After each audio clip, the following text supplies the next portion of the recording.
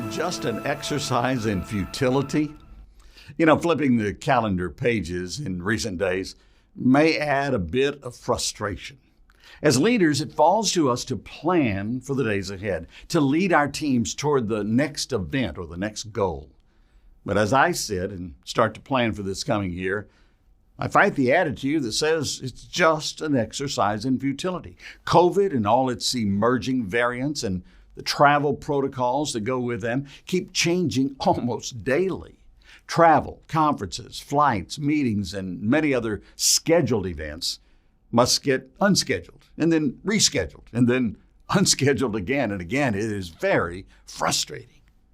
But you have to lead and you have to plan, even if those plans get changed. Yogi Berra was an American icon, a baseball player and a coach. He often messed up the language in trying to say something, so much so that his sayings became known as yogiisms. Here's an example for you. When you come to a fork in the road, take it. Or you can observe a lot just by watching. And here's a favorite. Always go to other people's funerals. Otherwise, they won't come to yours. Funny. Yogi Berra also said, if you don't know where you're going, you might wind up someplace else. You know what? Yogi is right. The old saying is true. If you fail to plan, you're planning to fail. In spite of the challenges you're facing as you look ahead for the ministry, you must also plan. Yes, those plans may very likely change, but not all of them. And you'll have set most of the course for the ministry. And those who serve with you will have a sense of how the future is shaping up. Management consultant Peter Drucker understood things can change, but he still valued the effort. Plans are worthless, he said, but planning is invaluable. There needs to be forward movement in ministry, and if not, it becomes stagnant and unproductive.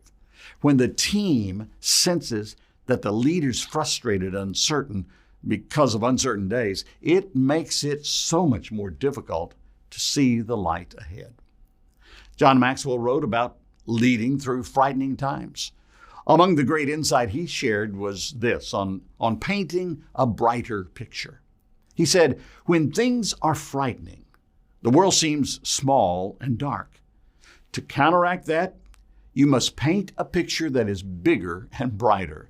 We must point beyond the fear to a brighter day, to remind people of what the psalmist said when he said, nights of crying your eyes out give way to days of laughter. Leaders must communicate to their people the hope on the other side of the fear. So, even if it's frustrating, even if you have to change the plans again and again, set a good example for your ministry team and plan for the best days ahead. Yes, you may have to sprinkle your plans with the biblical phrase, if the Lord allows. But that's okay. It's all in His hands. I'm planning for the greatest year ahead for MEDIAlliance. How about you and your ministry? If the Lord allows, what will you be doing in 2022? If you'd like to learn more about how MEDIAlliance assists and encourages Christian media leaders around the world, head to our website, MEDIAlliance.cc. And by the way, you can help us spread this message by liking, subscribing, and sharing it with others. God's best in 2022.